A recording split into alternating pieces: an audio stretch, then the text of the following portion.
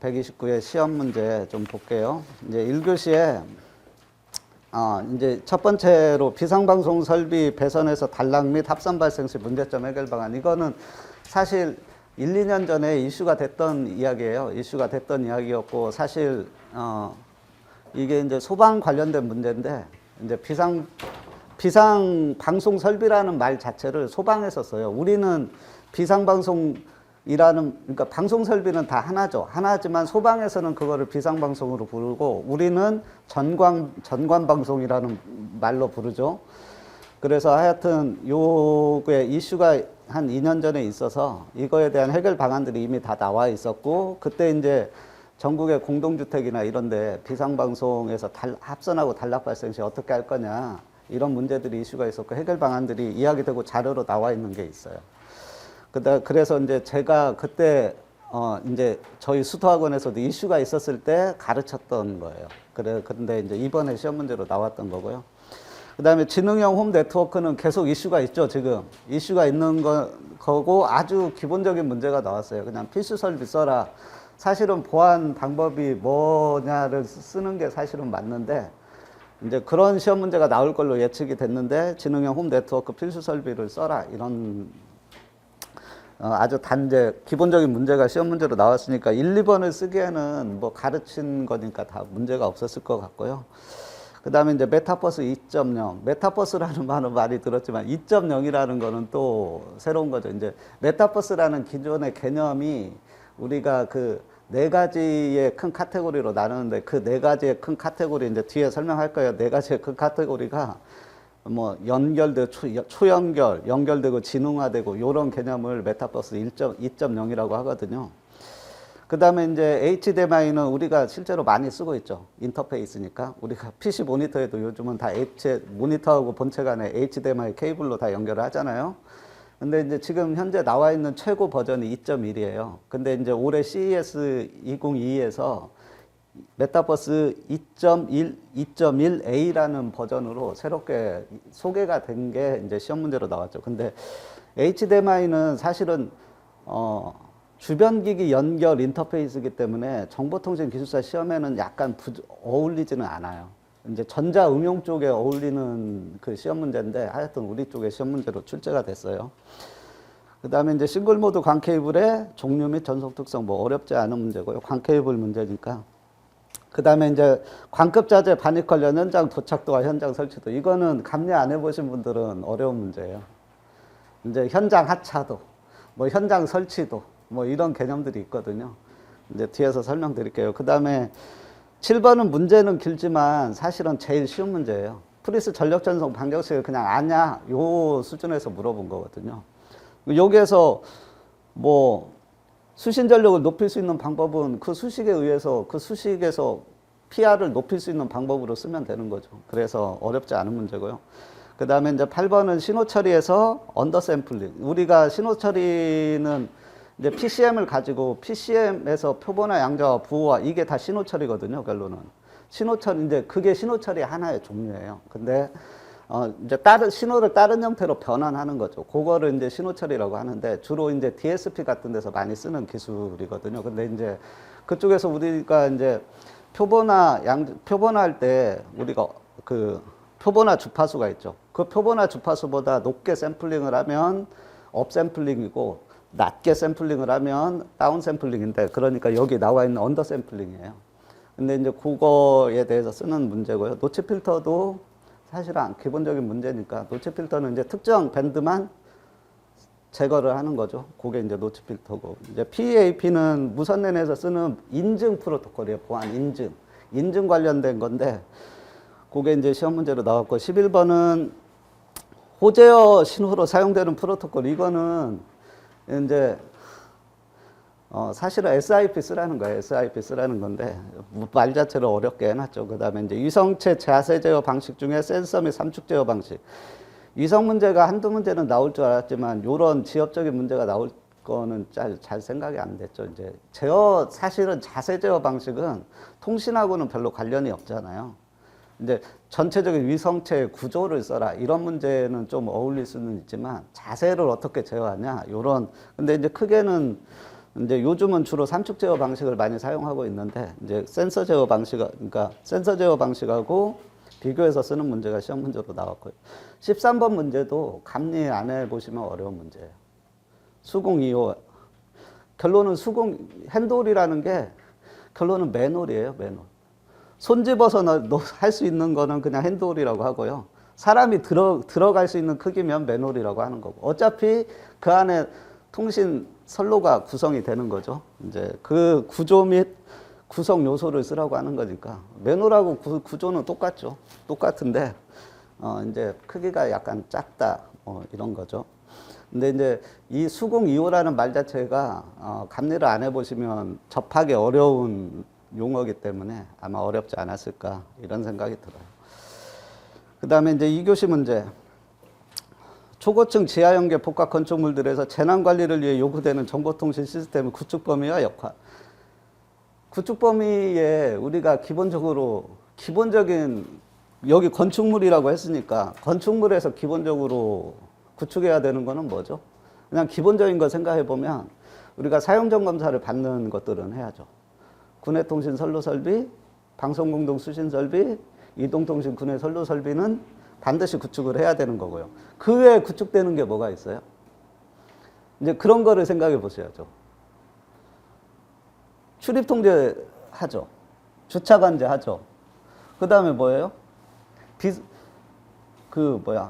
비상호출기 같은 거 달죠. 거기에 만약에 재난관리를 한다 그러면 각종 센서들을 달아야 돼요. 그러니까 말이 어렵게 나왔지만 쉬울 수 있고 뭐 어렵진 않아요. 그다음 이제 이번에는 암호화 방식, 우리가 대칭키 암호화가 비대칭키 암호화 방식을 비교하는 거는 그냥 할 수 있는 거죠. 근데 이제 두 가지를 결합해서 사용하는 방식은 암호화를 좀 더 상세하게 좀 들어가야 돼요. 그래서 약간 어려울 수 있는 문제인데 하여튼 이런 두 가지, 요즘은 대부분 두 가지를 결합해서 많이 쓰고 있죠. 그 다음에 이제 3번은 기본 문제죠. 기본 설계하고 실시 설계, 수행 업무, 그 다음에 정보통신 설계 변경.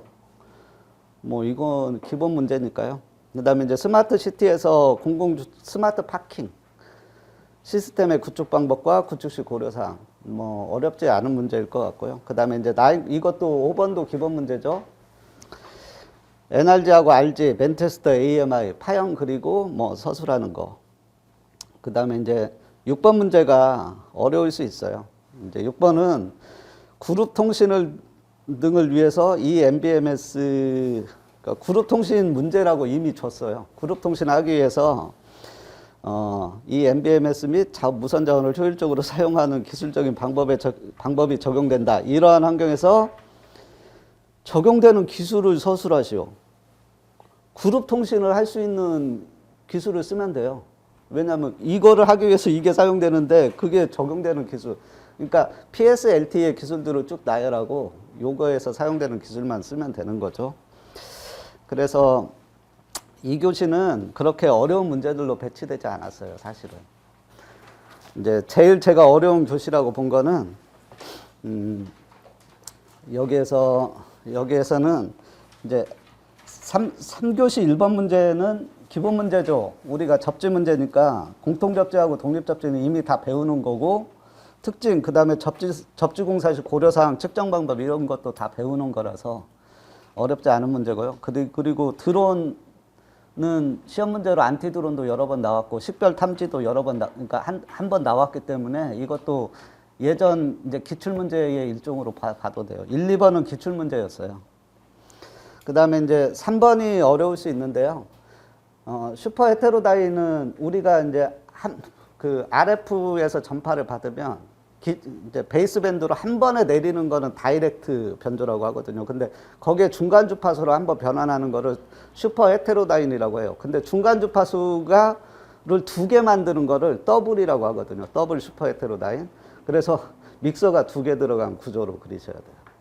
이제 그게, 그 다음에 이제 수신기의 4대 특성은 감도, 선택도, 충실도, 안정도, 이거는 기사 시험의 단골 문제죠. 그거에 4가지를 쓰는 문제가 시험 문제로 나온 거예요. 그 다음에 이제 이것도 예전에 4번 문제는 예전에 이동통신 군의 선로 설비 관련해서 법 개정이 되면서 나왔던 이미 자료가 있어요. 이미 다 그 과기정통부에서 이제 들어가서 찾아보면 자료가 다 있는 거라서 어렵지는 않은 거예요. 그리고 예전에 사실 제가 심화반에서도 이제 요 이슈가 있었을 때 이야기를 드렸던 내용이고, 이동통신 군의 선로 설비하고 그래서 이제 건축주와 이동통신 사업자가 어차피 이동통신 군의 선로 설비는 건축주가 설치를 하는 거고요. 건축주가 무조건 설치해야 돼요. 전원, 그다음에 그 필요한 것들, 그러니까 이동통신 중계기를 설치하기 위해서 건축물에 필요한 설비들은 건축주가 설치를 해줘야 되고요. 이동통신 군의 중계 설비, 그러니까 중계기, 급전선, 안테나는 이동통신 사업자가 와서 설치를 해야 되거든요. 이제 그거를 설치하는 데 있어서 어떻게 설치를 하냐, 그 다음에 이제 어떻게 협의를 해야 되냐, 어디까지는 이동통신 사업자가 설치해야 되고 어디까지는 건축주가 설치해야 되냐, 그런 것들 알고 있냐를 물어본 거예요. 그 다음에 이제 산 정상에 중계용 마이크로웨이브 중계소를 설치하려고 한다. 산 정상에 유인국사라고 이미 줬어요. 유인국사면 사람이 있어야 돼요. 그러면 거기에 건축물이 있어야 되는 거예요. 건물이 있어야 되면 일단 마이크로웨이브 중계소는 마이크로웨이브 중계를 해야 되겠죠. 그게 목적이니까. 그 다음에 거기 사람이 있으니까 사람이 쉴 수 있는 뭐 공간 이런 것들을 만들어야 된다고 할 때 고려사항을 쓰라는 거예요. 그러면 이제 뭐가 들어갈까를 생각해 봐야죠. 일단 뭐 철탑 들어가고 안테나 들어가고 그 다음에 중계설비 들어가고 그 다음에 건물이 있으니까 건축물 들어가고 건물 들어가고 뭐 이런 것들을 고려해서 고려사항 쓰면 돼요. 그 다음에 이제 6번은 좀 황당한 문제죠. 이거는 이런 문제는 내면 안 돼요. 왜냐하면 이게 그 주간기술 동향인가에 딱 한 번 자료가 떴는데 저는 이 자료를 제가 정리는 했지만 뭔 내용인지 저도 잘 몰라요. 그러니까 이해가 안 가요. 그 자료만 보고. 그거 이제 근데 이런 문제를 이 시험 문제를 낸 분은 이해를 하셨을지 모르겠지만 이거를 풀 수 있는 사람은 뭐 글이야 쓸 수 있죠. 글이야 쓸 수 있는데 이해하고 글을 쓸 수 있는 사람은 많지 않죠. 그래서 하여튼 머신러닝이 6G 물리계층에 어떻게 적용되는지 쓰는 건데 어려운 문제예요. 6번은. 그래서 6번은 무조건 3교시를 풀 때는 6번 문제를 제끼셔야 돼요. 네, 4교시에 해안감시용 CCTV를 설치하려고 한다. 그 다음에 CCTV 촬영해서 저장, 그게 CCTV 문제예요. 뭐 해양 감시용이든 아니든 그건 상관이 없어요. CCTV 문제고요. 그 다음에 CBR하고 VBR 방식을 비교하여 설명하시오. 스토리지 저장 용량을 산정할 때 CBR하고 이제 VBR이 왜 중요한지를 이제 뒤에 설명드릴게요. 그 다음에 2번 문제를 잘못 보신 분들이 많을 것 같아요. 제 생각엔. 이게 SNMP라는 말이 딱 나오니까 아 SNMP 문제구나로 보고 풀면 안 된다는 게 제 생각이에요. 왜냐하면 SNMP는 응용계층 프로토콜이잖아요. 그러니까 망관리 시스템 어떤 시스템이 있는데 그게 SNMP로 관리를 하는 거죠. SNMP 프로토콜을 이용해서. 근데 그 장비를 추가 도입하는 거예요. 그러니까 네트워크에 어떤 신규 장비를 도입하는 문제예요. 도입하는 문제인데 그냥 SNMP 프로토콜로 관리하는 것 뿐이죠. 이제 그때 해당 장비에서 신규 장비가 장애가 날 수도 있잖아요. 그러니까 장애 감시를 위한 운영 절차를 쓰는 거예요. 그러니까 문제는 어떤 네트워크에 신규 장비가 들어왔어요.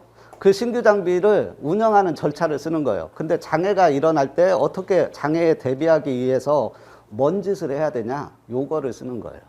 SNMP 문제로 놓고 냅다 풀면 이 출제 의도하고 많이 벗어나게 되죠. 그 다음에 이제 3번은 기본 문제죠. 이제 나올 거라고 예상이 됐던 문제 중에 하나예요. 5G 특화망, 주파수 공급대역 공급 방식 활성화 방안 뭐 이런 거 쓰는 거요. 그 다음에 이제 지능형 CCTV 문제가 이제 4교시에 두 개가 배치됐는데 지능형 CCTV에서 인공지능을 활용한 안면인식 정보처리 기술, 검출 기술, 오탐 최소화 방안 등을 쓰는 문제고요. 그 다음에 5번도 우리 카카오 사태 때문에 나온 문제죠. IDC에서 화재 발생 시 예상, 거기에서도 화재 났잖아요. 카카오 그 SK CNC 데이터 센터에서. 화재 발생 시 예상되는 문제점, 서비스 유지를 위한 방안을 쓰는 거. 그러니까 결론은 화재가 나면 어떤 문제가 발생하냐, 요 문제를 쓰는 거고요. 화재가 났을 때도 서비스를 어떻게 그러면 유지할래? 그러니까 안 끊기고 어떻게 니네가 서비스 제공할래? 요 방책을 쓰는 문제예요. 이미 다 나와 있는 거예요. 그 다음에 이제 6번 문제도 어려운 문제죠. ITS 현장에서 억세스 네트워크. 이 ITS 현장이라는 말 자체가 중요한 건 아니에요. 억세스 네트워크 광망을 구성하는데, 왜냐하면 L2 스위치 5대하고 SFP를 줬어요. 그러니까 광으로 연결하겠다는 거예요. 광 케이블 한 코어도 줬잖아요. 이렇게 해서 보호 절차가 가능하게 링으로 구성하라고 한 거예요. 제가 이거를 사실은 며칠 고민했어요. 어떻게 링으로 구성해야 되나. 이제 하여튼 제가 생각한 방식대로 풀었어요. 이제 뒤에 보시면 될 것 같고요. 그래서 일단 이제 그 다음 장에 보시면 문제 분류를 쭉 해봤어요. 그래서 엔지니어링 법 접지 쪽의 문제가 9문제. 대단히 많이 나온 거죠. 거의 3분의 1이 여기서 나왔어요. 엔지니어링 법 접지에서. 통신이론에서 2문제 나왔고요. 그 다음에 이제 데이터 통신 쪽에서 한 2문제, IDC 문제하고 이제 억세스 네트워크를 구성하는 문제를 저는 그냥 이쪽에 넣었어요. 그 다음에 이제 TCP/IP 쪽에 보안 대칭 암호화 방식하고 SNMP 문제를 그냥 여기에다 넣었어요. 따로 분류하기가 어려워서. 그 다음에 이제 광통신에서 광케이블, 싱글모드 광케이블 문제가 있으니까 한 문제가 나왔고, 이동통신에서 4문제, 영상에서 이번에 한 문제도 안 나왔어요. 영상에서. 그 다음에 이제 홈 네트워크가 7문제.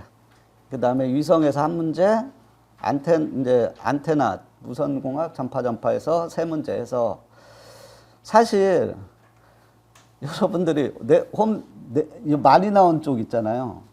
어디에서 많이 나왔어요? 엔지니어링 법 접지, 홈 네트워크. 그 다음에 어디예요? 이동통신. 3개를 합쳐보면 몇 문제예요? 20문제예요. 근데 여러분들이 시험에서 몇 문제 풀어야 돼요? 몇 문제 푸셔야 돼요? 3문제, 2문제씩 제끼면 되죠. 그러면 9문제죠. 31문제 중에 9문제 빼면 22문제예요.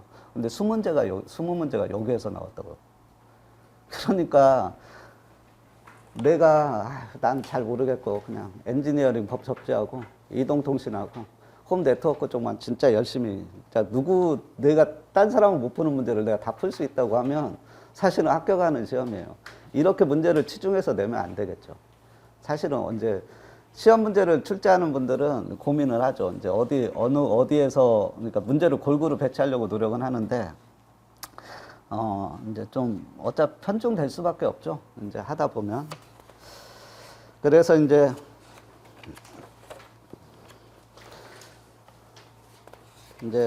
쭉 넘어가서, 이제 거기 쭉 넘기다 보면 뭐 그래프들 쭉 있는데 129의 기출문제 분석만 가볼게요. 뭐 특정 분야에 편중돼 있고요. 예, 그러니까 저는 2교시보다는 4교시가 어려웠다고 생각을 하고 있고, 이제 풀기는 3교시가 제일 까다롭지 않았나 싶어요.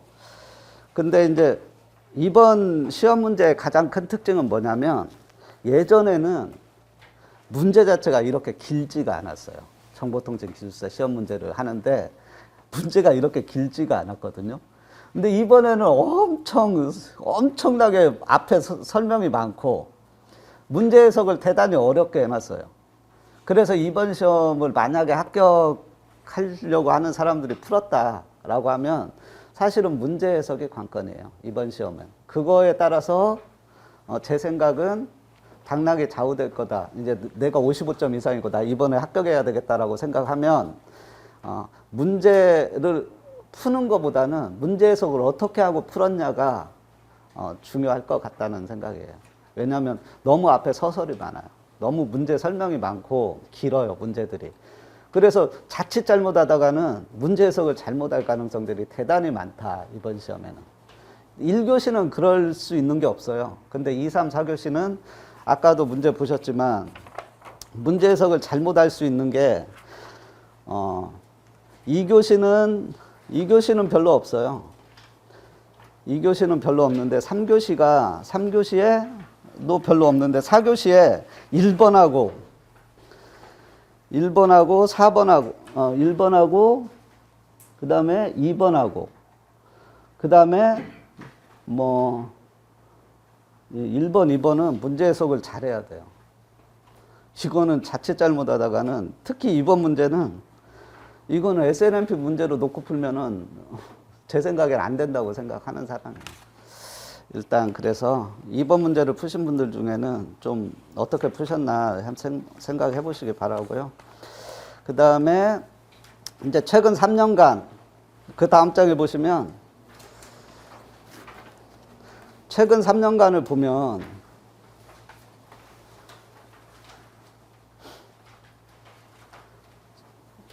제가 꼭 10개 분야로 나누는데 5개 분야는만 잘하면 사실은 합격할 수 있는 시험이에요. 그렇다고 해서 5개 분야만 하시라는 건 아니에요.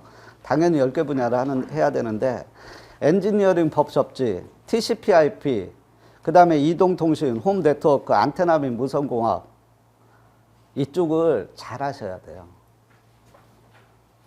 여기에서 시험 문제가 대부분 편중이 돼 있어요. 나는 무선을 잘 모른다. 그러면 무선 공부를 열심히 하셔야 돼요, 사실은. 무선을 모르시고는 정보통신기술사 합격하실 수 없다. 왜냐하면 홈 네트워크, 이동통신 당연히 무선이죠. 안테나 및 무선공학이 당연히 무선이잖아요. 그래서 이 5개 중에 3개가 이미 무선이에요. 유선보다는 무선 쪽 문제가 많다, 요즘은. 이렇게 생각하셔야 돼요. 이제 그 다음에 이제 엔지니어링, 그 다음에 이제 넘어가죠. 이제 문제 풀이로 들어갈게요. 제가 일단 이번 시험부터 제가 저번하고 제가 문제 푸는 양식이 완전히 달라졌죠. 아마 저번에 오신 분, 이제 저번까지는 제가 그냥 쭉 풀었는데 이번부터는 답안지 형식으로 풀었어요. 이제 제가 심화반이나 멘토반에서 제가 가르치는 포맷으로 풀었어요. 다. 이렇게 풀어야 된다라고 가르치는 포맷으로 다 풀었고요. 저는 이제 개요 쓰고 정의를 무조건 2줄을 쓰라고 그래요. 2줄. 요즘은. 그 다음에 필요성이나 등장 배경 이런 거를 쓰라고 그래요. 근데 1번 문제가 개통도가 나와 있는데 하여튼 필요성이나 등장 배경을 무조건 쓰라고 그래요. 그 다음에 이제 문제에서 준 내용을 2번에다가 쓰라고 하거든요, 항상. 그래서 가나 이렇게 이제 하여튼 이렇게 배치를 하고 이제 제가 비상방송 설비를 어떻게 정의했냐면 비상방송 설비는 화재 발생, 그러니까 이거는 소방 쪽 문제라고 제가 말씀드렸어요. 소방에 가까운 문제. 화재 발생 상황을 자동이나 수동으로 음성이나 비상경보방송. 음성으로 할 수도 있지만 자동으로 나가게 할 수도 있어요. 확성기를 통해, 그러니까 스피커를 통해서 알려주는 설비가 비상방송 설비고요. 우리 쪽에서는 부르는 용어가 정관방송 설비죠. 그러니까 경비실에서 방송하는 그게 비상방송 설비예요. 그게 이제 소방 쪽에서는 비상방송이라고 부르고, 그래서 여러분들이 비상방송 설비 그럼 화재가 났다는 거를 비상방송 설비가 어떻게 인지를 하냐? 화재 감지 센서로부터 오는 것들을 전관방송 설비에 연결을 해줘야 돼요. 이제 그게 이제 뒤에 나와 있는데 하여튼 거기 감지기가 있고요. 그 다음에 수신기가 있고, 그 다음에 증폭기가 있어야 돼요. 당연히 방송 설비니까. 증폭기가 있어야 되고 그러니까 중간에 조작장치가 들어갈 수도 있고 안 들어갈 수도 있는데, 그 다음에 스피커까지 연결되는 그런 구조로 돼 있어요. 그러면 이제 문제에서 물어본 이렇게 설명을 하면 제가 3시간 안에 못 끝내서 핵심만 설명할게요, 앞으로는. 합선이나 단락이 발생하면 어떻게 되냐? 과도전류가 발생하죠, 당연히. 그래서 증폭기가 있잖아요, 증폭기. 증폭기에 영향을 증폭기에 영향을 줘요. 그러면 증폭기가 고장이 나겠죠. 그러니까 건물 전체에서 증폭기 증폭기는 한 대 있는데 그 증폭기가 고장이 나서 그러니까 전체 방송이 다 안 되는 거죠. 이런 문제 때문에 이거를 해결할 수 있는 이제 문제가 나오는 거예요. 그래서 증폭기의 음성 출력이 차단되는 거예요. 전체 방송이 안 되는 거예요. 그래서 이제 4가지 방법으로 나와 있는 게 그러면 증폭기를 보호해야 되잖아요. 증폭기가 합선이나 단락됐을 때 증폭기가 파괴되는 거를 보호해야 되니까 과도 전류가 발생할 때 차단을 해버리자, 아예 그 선로를. 그래서 거기 이란이 각층 배선용 차단 기술을 설치하는 게 있고요. 그 다음에 그 이안이 뭐 특허 제품이라고 돼 있는데 특허 제품이라는 게 결론은 차단기예요. 그 다음에 3층에 증폭기를 여러 대를 두자, 층마다 두자. 그러면 한 층은 방송이 안 되더라도 다른 층에는 다 방송이 될 거 아니냐. 이제 한 층만 영향을 받도록 하자는 거고요. 그 다음에 이제 사안이 라인 체커 및 이제 이상부하 컨트롤러. 그러니까 실제 끊어졌는지 끊어지지 않는지 수시로 체크해가지고 걔를 극복하자. 이제 이 4가지 안이 있어요.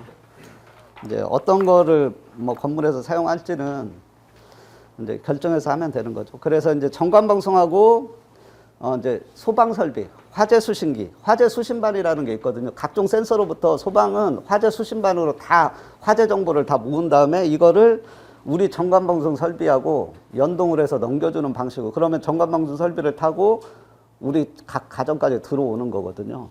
그래서 이제 P형 연결하고 크게는 R형 연결 2가지 접점을 연결해주는 방식. 이제 P형 연결은 접점 연결해주는 거고요. R형 수신기는 통신으로 RS485 방식으로 데이터로 주는 거예요. 데이터로. 그렇게 2가지 방식이 있는 거고요.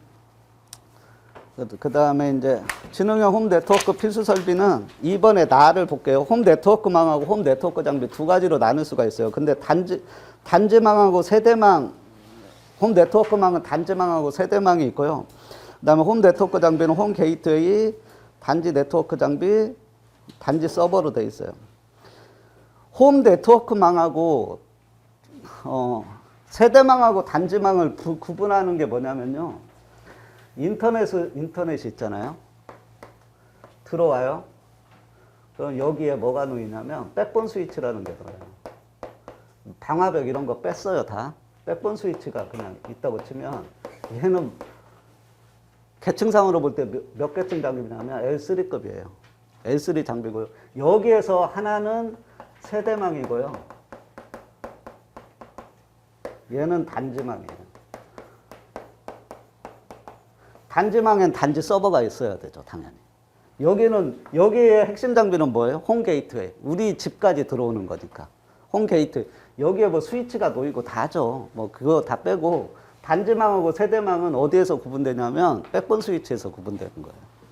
이제 그렇게 생각하고. 그래서 단지망하고 세대망을 구성하는 장치들이 있어야 되고, 그래서 홈 네트워크 장비 그렇게 필수 설비를 그렇게 구분하시면 돼요. 그 다음에 메타버스 2.0. 메타버스 2.0, 메타버스라고 우리가 하면 주로 증강현실, 라이프 로깅, 그러니까 거울 세계, 미러월드라고 하죠. 그 다음에 가상세계 4가지로 나누는데, 메타버스 2.0은 뭐냐면 이 4가지 유형이 합체되는 그런 초연결, 초지능, 초실감을 이야기하는 거예요. 그래서 뭐 요즘 나온 개념이에요. 메타버스 2.0, 메타버스라는 말 자체가 요즘 뭐 이슈이긴 하죠. 그 다음에 이제 3번에 제가 화상회의하고 메타버스를 비교해 놨으니까 참조해서 보시면 되고요. 그 다음에 HDMI 2.2 레이는 HDMI가 어차피 우리가 인터페이스 규격이죠. 특히 이제 디지털 장치가, 특히 이제 가전제품, 아니면 이제 우리가 PC하고 모니터 간 연결, 이런 거의 인터페이스 규격이에요. 이제 비압축 전송을 하고요. 이제 배선이 하나의 선으로 되어 있죠. 음성하고 영상이 동시에 다 가죠.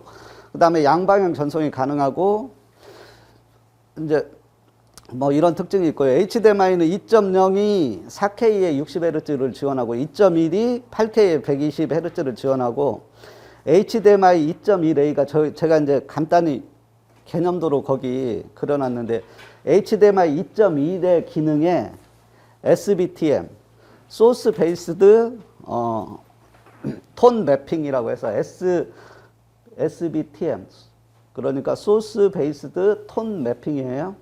그 기능이 추가된 거예요. 그러니까 소스 베이스드 톤 매핑이라는 게 뭐냐? 우리가 어떤 모니터가 있단 말이에요. 모니터가 있는데 걔는 자기가 뭐 화면 조절이나 이런 걸 할 수가 없잖아요. 그리고 우리가 소스는 우리가 보내려고 하는 HDMI 케이블을 통해서 보내려고 하는 그런 어떤 장비가 있고, 그러면 이 소스 쪽에서는 뭘 할 수 있는 기능을 추가한 거냐면 이 모니터는 상황에 따라 막 바뀔 수 있잖아요. 그러니까 얘에 맞춰서 얘가 조절을 해줄 수 있는 기능을 추가한 거예요. 그래서 뭐 주요 기능은 SBTM이다. 요것만 명확히, 그러니까 올해 제가 알고 있기로는 CES 2022에서 새롭게 추가 2.1A라고 해서 2.1하고 기본 규격은 똑같아요. 똑같지만 SBTM이라는 기능을 추가한 걸로 저는 알고 있어요. 그 다음에 이제 싱글 모드 광 케이블은, 싱글 모드라고 하면 모드가 하나잖아요. 싱글 모드니까. 근데 모드라고 하는 게 뭐냐? 모드는 광 케이블을 통해서 처음부터 끝까지 전송되는 광선속의 개수를 모드라고 하는 거예요. 그러니까 싱글이죠. 그러니까 처음부터 끝까지 전송되는 광선속은 하나예요. 그러니까 하나에다가 데이터를 실어서 처음부터 끝까지 보내는 거죠. 그게 이제 싱글 모드 광 케이블이고, 이제 싱글 모드의 광 케이블에 정의를 해놨고, 그래서 이제 뭐 기본적인 광 케이블은 코어하고 클레드하고 코팅 영역으로 구성되어 있고, 주로 동작 파장 때는 1310나노나 1550나노 대역을 많이 사용하죠. 코어 직경이 되게 작아요. 왜냐하면 하나만 보내면 되기 때문에. 그래서 이제 전통적인 단일 모드, 우리가 싱글 모드 광 케이블은 1310나노 대역에서 많이 사용해요. 전통적으로는. 근데 1550나노 대역에서도 사용하죠. 그래서 분산천의 광섬유나 넌제로 DSF 케이블을 이제 분산값이 약간 존재하는 그런 케이블을 싱글 모드 광 케이블로 주로 사용하고 있고요. 분산 평탄 광섬유도 있어요. 근데 이제 문제에서 쓰라고 한 거는 종류도 쓰라고 했지만 전송 특성도 쓰라고 했기 때문에 이제 일단 우리가 생각나는 거, 싱글 모드 광 케이블은 전송되는 광 전파 모드의 수가 하나다. 그러니까 광 전파 모드, 그러니까 하나만 전송이 된다는 거고요. 그 다음에 이제 코어 직경이 작아서 굴절률이 작아지는 효과가 있어요. 그러니까 손실이 적어요. 단일 모드, 그러니까 손실이 적다. 이게 두 번째 특징이에요. 그 다음에 싱글 모드 광 케이블은 1310나노에서 영분산이다. 이제 요 특성이 있고요. 그 다음에 이제 손실과 분산이 적어서 주로 싱글 모드 광 케이블은 장거리 전송에 사용되는 거죠. 이제 요런 특성을 쓰면 되지 않을까 싶어요. 그 다음에 이제 광급자재 반입 관련 현장 도착도하고 현장 설치. 일단 광급자재라는 말 자체가 감리를 안 해보신 분들은 어렵죠. 광급은 뭐냐면, 우리가 이제 정보통신 공사를 하잖아요. 그러면 발주처가 있고, 시공사가 있고, 이제 시공사가 있단 말이에요. 얘하고 계약을 해서 공사를 하죠, 얘네가. 그러면 얘가 이 공사 계약 금액이 있다고요. 이 계약 금액 내에는 자재를 사는 비용도 있고 설치하는 비용도 있고 다 모든 비용이 다 들어가 있겠죠. 안전관리에 대한 비용도 있고. 근데 자재만 띄워놓고 보면 이 시공사가 자재를 직접 구매해서 설치를 해야 되잖아요. 이 자재는, 그러면 시공사가 구매하는 요 자재는 뭐라고 하는 거냐면, 그냥 일반적으로는 사급자재라고 해요. 사급자재. 근데 발주처 입장에서 볼 때, 시공사한테 모든 자재를 다 구매해서 설치하게 하냐? 그러지 않는다고요. 발주처에서 구매를 할 수도 있죠. 구매를 해서 얘네한테 주고, 얘네한테는 뭐만 시켜요? 설치만 시킬 수도 있어요. 이렇게 할 수도 있고요. 또 하나는 구매를 해서 어떻게 해요? 이 이 만든 업체 아니면 이거를 구매를 하는 업체한테 야 니네가 설치해라고 할 수도 있죠. 그 자재에 대해서만 이게 그러니까 발주처에서 구매를 일단 시키는 거를 관급자재라고 하는 거예요. 관급자재. 관급자재는 두 가지가 있어요. 뭐냐면 관급은 두 가지가 있는데요. 도급자 관급. 관급자 관급이라는 게 있어요. 도급자 관급은 뭐냐면 관급자재인데 얘네가 구매해서 시공은 누구한테 시키냐면 여기 도급자. 이 시공사를 도급자라고 하는 거예요. 도급. 이 공사를 도급받은 사람한테 시키는 게 관급자, 도급자 관급이에요. 도급자, 그러니까 설치는 도급이 하고 구매는 발주처에서 구매하는 거. 그러니까 발주처에서 구매해서 그냥 시공사한테 야 너네가 설치해라고 시키는 거예요.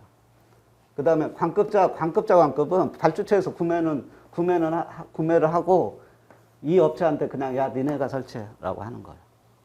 이거를 관급자 관급이라고 하는 거예요. 그러면 이제 문제에서 관급자재는 알겠는데 현장 조착도 현장에 어디까지 책임을 지냐의 문제예요. 도급자 현장 도착도는 구매를 해서 이 관급자재 업체 있잖아요. 여기는 어디까지 책임져요?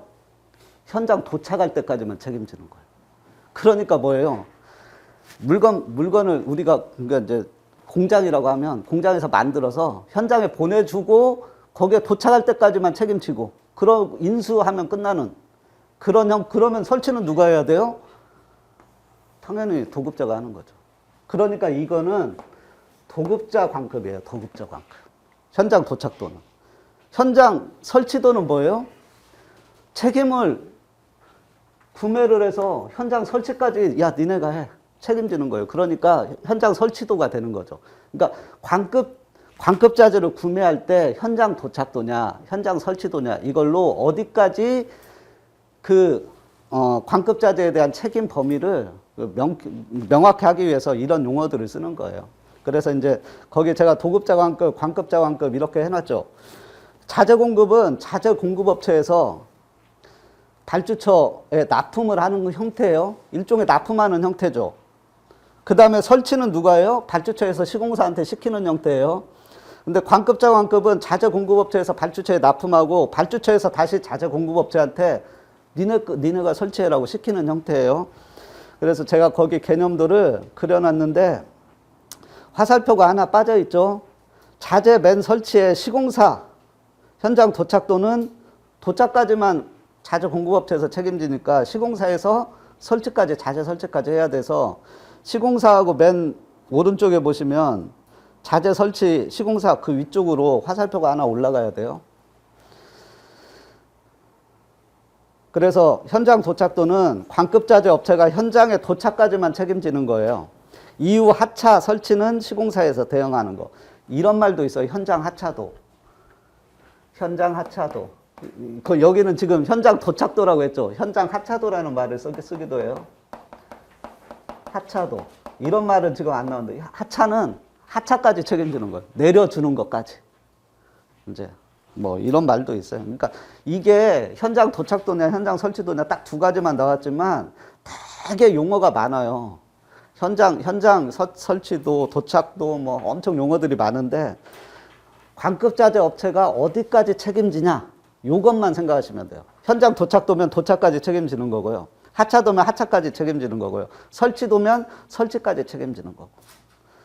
이제 그것만 명쾌하게 생각하시면 될 것 같아요. 제가 이제 이해를 못 하실까봐 좀 설명드렸어요. 그 다음에 이제 프리스의 전력 전송 방정식을 이용해서 수신기에서 수신 전력을 높일 수 있는 방안. 수식 딱 보면 나와요, 이거는. PT, GT, GR, 4파이, 거기 R이라고 했는데, 거긴 R은 거리예요, 거리. 그 다음에 람다의 자승. 람다는 주파수하고 연관이 있죠. 그래서 송신 전력하고 연관이 있고요. 안테나, 송수신 안테나 개인하고 연관이 있고, 사용 주파수, 람다니까 주파수하고 연관이 있고, 송수신 거리하고 연관이 있어요. 거기 2번에 나번 보는 거예요. 그래서 송신전력은 키우는 거죠. 키우는데 기술 기준까지 키워야지 그냥 무작정 키울 수 있는 건 아니잖아요. 그래서 기술 기준 내에서 최대로 쏘는 거죠. 그 다음에 이제 송수진 안테나의 이득도 사실은 기술 기준이 있어요. 근데 하여튼 이득이 크면 유리한 거죠. 사용 주파수는 낮은 주파수 대역으로 선정하면 유리한 거고요. 그 다음에 송수진 거리가 최대한 가깝게 설치하면 유리한 거죠. 그리고 그거 쓰시면 돼요. 사실은 이제 그 문제고요.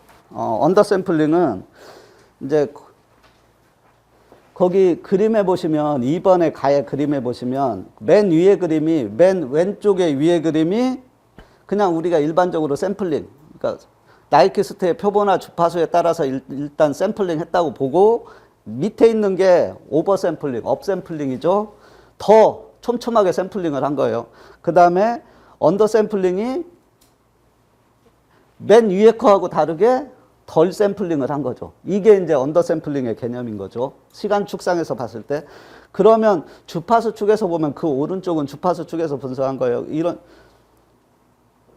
이제 두 번째하고, 그러니까 거기 두 번째하고 첫 번째하고 두 번째가 바뀌어 있어요. 두 번째 있는 게 우리가 나이키스트의 표본화 주파수에 따라서 샘플링을 했던 한 그림인 거죠. 그 다음에 이제 그 위에 있는 그림, 맨 첫 번째 있는 그림이 시간 축상에서 봤을 때 두 번째 있는 그림하고 매칭이 되는 거고. 그러니까 그림이 이렇게 돼 있잖아요. 그림을 보면 이렇게 돼 있잖아요. 여기에 있고 여기에 있고 그림이 지금 세 개씩 있잖아요. 이렇게 맞다고요. 이렇게. 요 그림이 주파수 쪽에서 봤을 때 얘고 요 그림이 주파수 쪽에서 봤을 때 얘라고요. 이제 근데 우리의 관심은 맨 밑에 거죠. 밑에 거. 그러니까 시간 축상에서 언더 샘플링을 하면 주파수 쪽에서는 겹치죠. 그거를 뭐라고 그래요? 오버래핑. 그 다음에 엘리어싱. 이렇게 우리가 그런 용어로 부르잖아요. 근데 이제 주로 우리가 이제 음성을 PCM 하거나 이럴 때는 위에 두 개만 사용하고요. 언더 샘플링은 사용하지 않죠. 왜냐하면 신호 복원이 불가능하잖아요. 근데 만약에 왜 그러면 언더 샘플링을 하냐? 오버 샘플링을 하면 계산 시간이 많죠. 끊어야 되고 그걸 계산해야 되고 보내야 되는 데이터도 많아지죠. 근데 그럴 필요가 없는 데서는 언더 샘플링을 해도 되는 거죠. 그래서 처리해야 할 데이터 수가 많아서 수를 줄여서 계산 시간 단축이 필요한 곳에서는 언더 샘플링을 하기도 하고요. 전송 속도를 다 못 보내요. 다 못 보내서 전송 용량을 줄여야 할 경우에 언더 샘플링을 주로 하고, 그 다음에 이제 언더 샘플링 전에, 그 다음에 이제 신호의 변화가 거의 없어요. 거의 없으면 그리고 예측이 돼요. 그럴 때는 굳이 오버 샘플링을 할 필요가 없고, 나이키스트의 표본화 주파수대로 샘플링을 할 필요가 없는 거죠. 이제 그래서 언더 샘플링 전에는 밴드패스 필터를 사용해서 주파수 대역을 제한해서 주로 사용을 해요. 이제 그 정도 보시면 될 것 같고, 그래서 이제 업 샘플링하고 언더 샘플링을 비교한 자료가 있으니까 보시면 될 것 같고요. 그 다음에 이제 노치 필터는 대역 저지 필터라고 하는 거고요. 선택적인 필터링을 하는 거죠. 그래서 거기 노치 필터의 개념도가 2번의 가의 오른쪽 그림이에요. 오른쪽 그림. 왼쪽 그림은 밴드패스 필터예요. 그래서 일정 부분만 제거를 해버리는 게 노치 필터고요. 이거는 어떻게 구현을 하냐면 HPF하고 하이패스 필터하고 로패스 필터를 겹치면 돼요. 그래서 그 밑에 제가 개념도 구현 방법 그려놨어요. 그래서 위에는 노패스 필터, 위에는 하이패스 필터, 이 두 개를 겹치면 노패스는 이거고 하이패스는 이거잖아요. 그러니까 이렇게 되는 거죠. 이런 식으로 구현을 한다고 거기 해놨어요.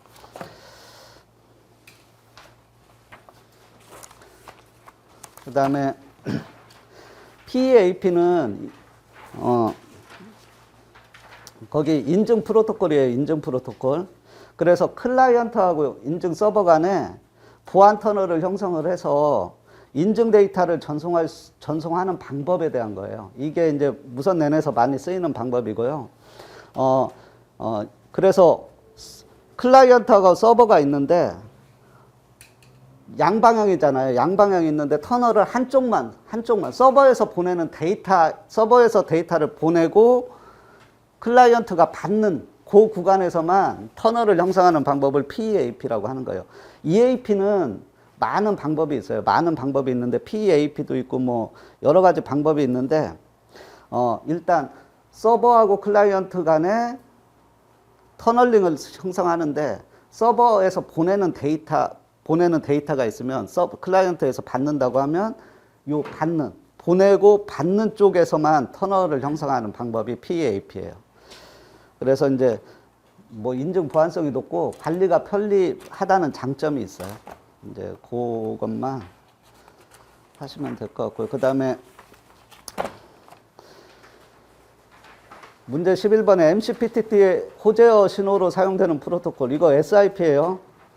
근데 이제 MCPTT에서 MCPTT를 1번에 놓고 MCPTT가 뭔지 설명했고요. 그 다음에 이제 2번에 호재어 신호 프로토콜로 사용되는 거 SIP 내용 쓴 거예요.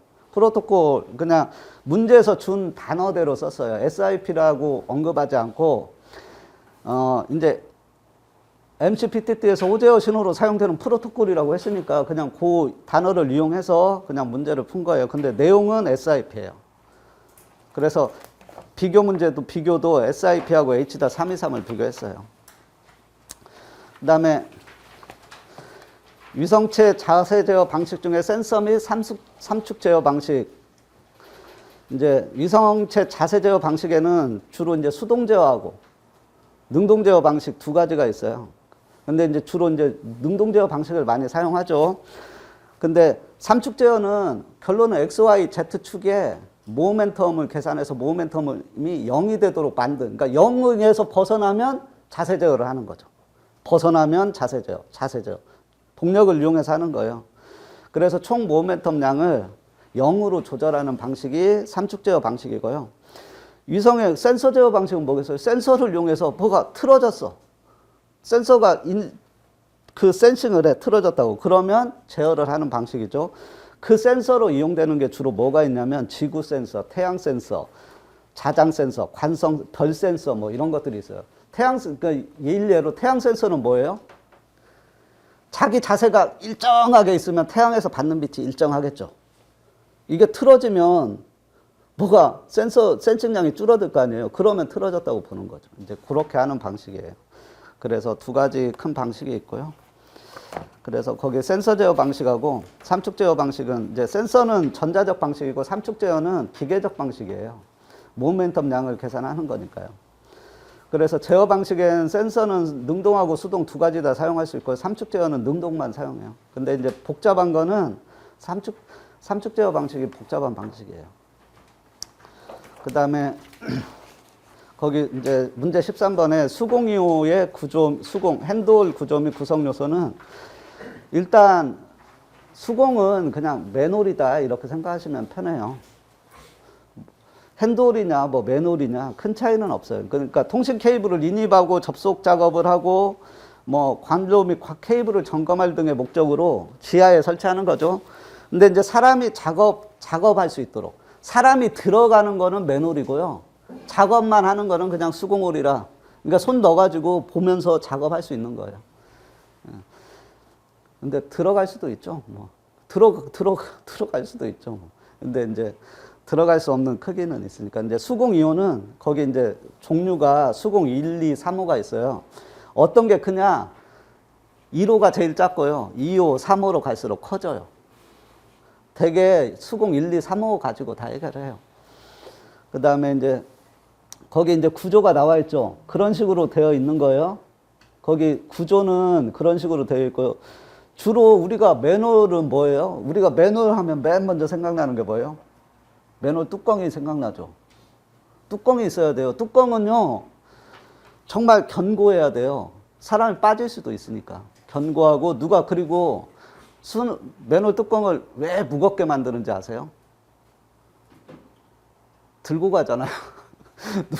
누가 떼가잖아요. 그러니까 뗄 수 없는 무게로 떼가지고 실어 갈 수 없는 그런 무게로 만드는 거예요. 사람이 힘으로 움직일 수 없는 기계를 이용해야만 할 수 있는 대부분 그렇게 만들고요. 그래서 이제 뚜껑은 사람이 작업할 수 있는 개폐 가능 뚜껑을 이야기하는 거고, 수공이요 본체가 있죠, 본체. 그 다음에 주로 맨홀이나 옆에 보면 깰 수 있는 구조로 돼 있어요. 왜냐하면 거기에 어차피 우리가 통신 선로를 넣어야 되잖아요. 선로를 집어 넣을 수 있도록 해야 돼요. 그 다음에 이제 그 뒷장에 보시면 제가 설치시 고려사항을 넣어놨어요.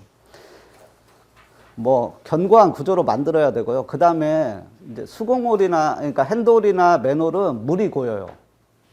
물이 고이기 때문에 물이 잘 빠지는 구조로 만들어야 되겠죠. 그 다음에 뭐 필요한 공간들이 충분히 확보될 수 있도록 설치해야 되죠. 뭐 일단 이제 이렇게 해서 1교시는 끝났어요.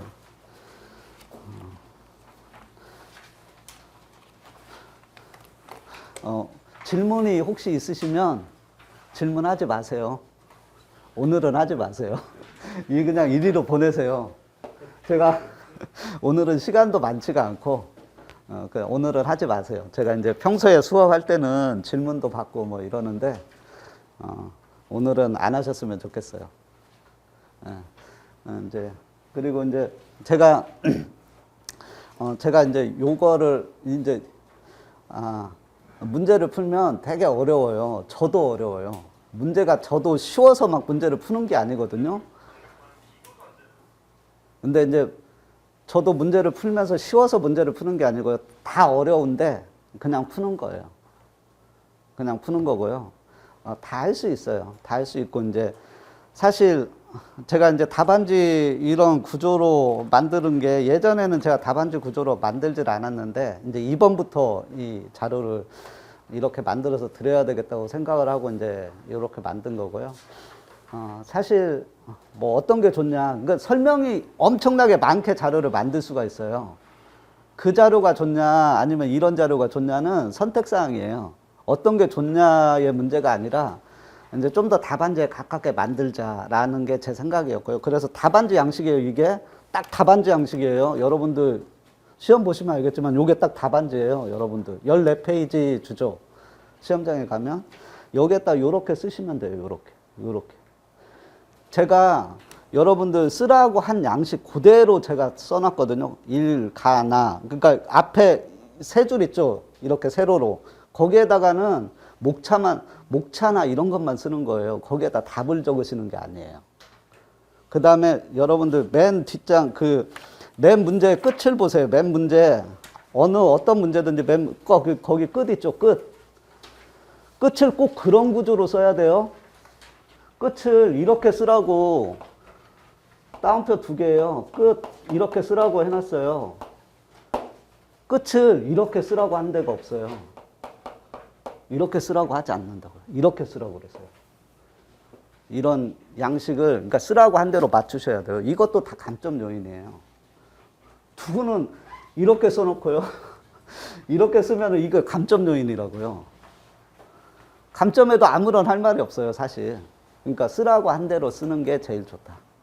이제 그래서 제가 그 양식대로 맞춰서 해놓은 거고요. 일단 이렇게 공개 강의를 하는 목적은 뭐 학원에서 하는 목적은 2가지 목적이 있어요. 첫 번째는 뭐겠어요? 학원으로 수강생을 많이 이제 유치하려고 하는 목적이 하나가 있고요.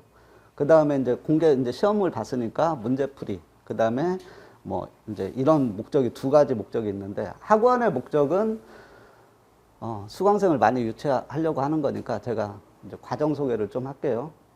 한 10분 정도면 돼요. 과정 소개는. 이제 수도학원에서는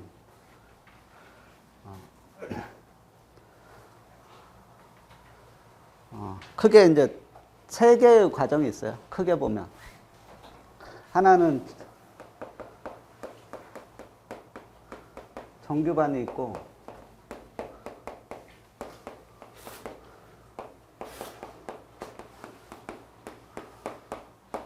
온라인 반이 있어요. 크게는 3가지가 있고. 정규반은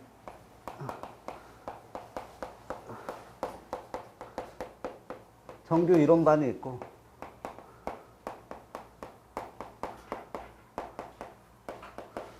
정규 심화반이라는 데가 있어요. 이제 얘는 이론만 하는 거예요. 그러니까 처음 시작부터 끝까지 책을 한 권 떼면은 끝나는 거예요. 그러니까 그럼 책은 뭐냐? 그거는 이제 교재가 있어요. 교재를. 그다음에 이제 정규 심화반은 얘는 책을 한 권 떼는 게 목적이 아니고요. 지금 제가 답안지 이렇게 풀어놓은 거 있잖아요. 이거를 가르쳐요. 요거를 가르쳐요. 어떻게 써야 되냐. 요거를 이제 주로 가르치고 이제 얘는 이론만 하는 거고요. 주에 4시간을 해요. 4시간. 토요일 오전에 9시에서 1시까지. 얘는 이론 강의도 해요. 이제 이론은 여기에서 했잖아요. 여기에서 부족한 내용을 하고요. 시험에 나올 것 같은 거. 아까 이제 뭐 1번 문제로 비상방송 설비에 합선하고 단락시 어떻게 대처하느냐. 이게 이슈가 되면 그거를 갖다 하고요. 이제 그런 거 하는 거예요. 이론도 하고.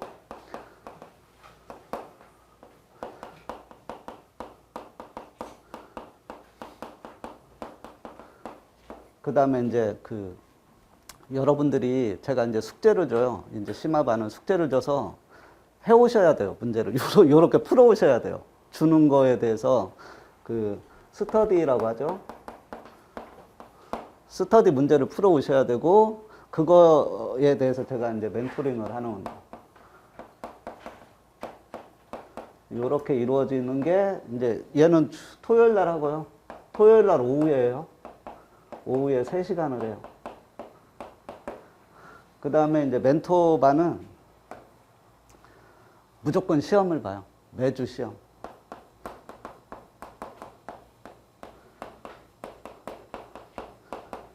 단답형하고 서술형 이제에 대해서 200분 시험을 매주 보고요. 이제 멘토링을 하는 과정으로 이루어져요. 이제 크게 이제 학원에서 진행하는 거는 이렇게 이루어지고요. 온라인반은 2가지 과정이 있어요.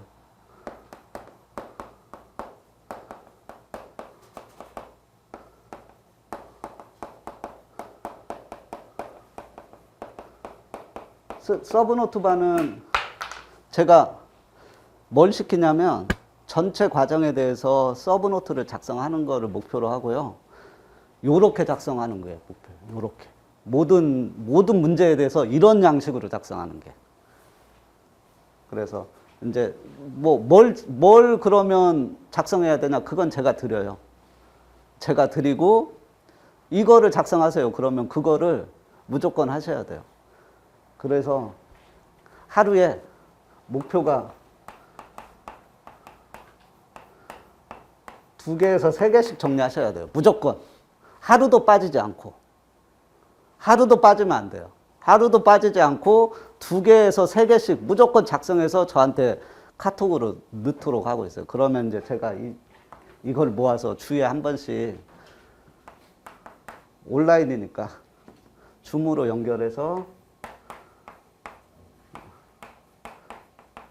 뭐가 잘 됐네, 잘못됐네. 그러고 욕도 하고. 안 하면 욕도 하고. 이제 이렇게 하는 거예요. 그래서 어떻게든 작성을 시키는 게 요 반의 목적이에요. 그래서, 그 다음에 이제 가능하면 암기까지. 이 반은 문제를 줘요, 문제. 문제를 일주일에 10개씩 주고요. 무조건 푸셔야 돼요. 10개를. 서술형하고 단답형을 섞어서 주고요. 이제 절반 정도씩 주고 무조건 풀어서 저한테 답안지를 주셔야 돼요. 그러면 이제 얘를 멘토링을 하는 거죠. 똑같이. 욕도 해요. 이제 안 하면 욕해요. 안 하면. 아니 근데 저는 다 돈 받고 하는 거예요. 다 돈 받고 하는 건데 자기가 돈 내고 하잖아요. 그럼 열심히 하셔야 되잖아요. 근데 욕은 돈을 받는 사람이 하고 있어. 돈 내는 사람이 하는 게 아니라. 내는 사람이 원래 욕하는 거거든요. 근데 돈 받는 사람이 욕하고 있어요. 그런 상황으로 끌고 가면 망해요, 여기는. 이거는 학원에서 공식으로 이제 학원에서 공식적으로 운영하는 거니까 그냥 따라오시면 되는데 여기는 저하고 1대1로 하는 과정이니까 안 따라오시면 중간에 제가 그만둔다든지 아니면 수강생이 포기한다든지 하실 수도 있어요. 근데 대부분 수강생은 포기하지 않아요. 제가 포기해요. 그런 상황이 그러니까 약속된 게 있는데 안 주면 못 하는 거죠, 수업을. 그러니까 이제 이런 것들은 의지가 있으셔야 돼요. 본인의 의지가. 돈의 문제가 아니라 본인 의지의 문제예요.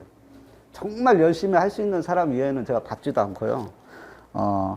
열심히 하셔야 돼요. 그리고 이제 기술사 시험은 의지의 문제예요.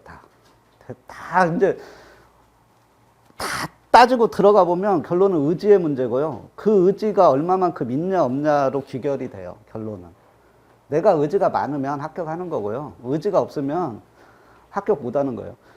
다 여기 직장 생활하고 다 집안에 대소사가 다 있고 자기 개인적인 어려움 다 있지만 공부해서 합격하잖아요. 그러니까 난 집안에 이런 일이 있어요. 다른 사람은 없어요. 똑같이 있죠. 그러니까 결론은 다 의지의 문제고 뭔가를 내가 포기하거나 끊어내셔야 돼요. 그런 의지가 없으면 이게 계속 시간만 늘어나는 거죠. 일단 결심했으면요, 실행을 하셔야 되고, 실행했으면 끝까지 가셔야 돼요. 이게 제가 생각하는 제일 단기간에 합격할 수 있는 거는 그 방법뿐이 없어요.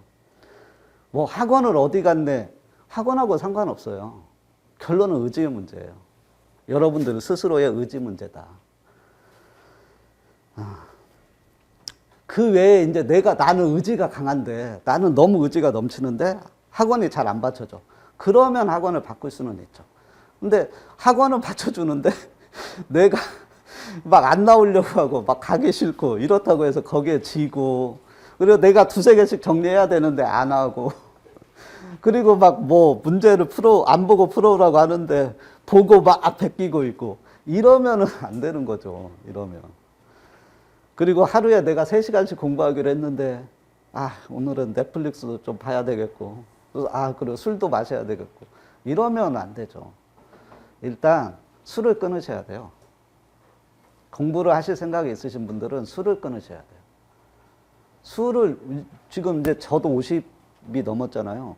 요즘 술을 먹으면 하루로 안 끝나요. 하루로 안 끝나. 그 여파가 한 2, 3일 가. 계속 피곤해. 그러니까 그 다음에 이제 내가 친구를 좋아하고 이런 분들도 계시잖아요. 성격상. 그리고 친구 만나는 거 좋아하고. 친구도 끊으셔야 돼요. 물론 완전히 끊어낼 수는 없죠. 이제 근데 당분간 만나는 거는, 학교 갈 때까지 내가 만나는 거는 안 하겠다. 1년에 한 번 정도 만날 수 있는 거죠. 매달 만나서 술 먹고 술 드시고 그러면 힘들죠. 못 돼요, 공부. 그러니까 의지의 문제고요.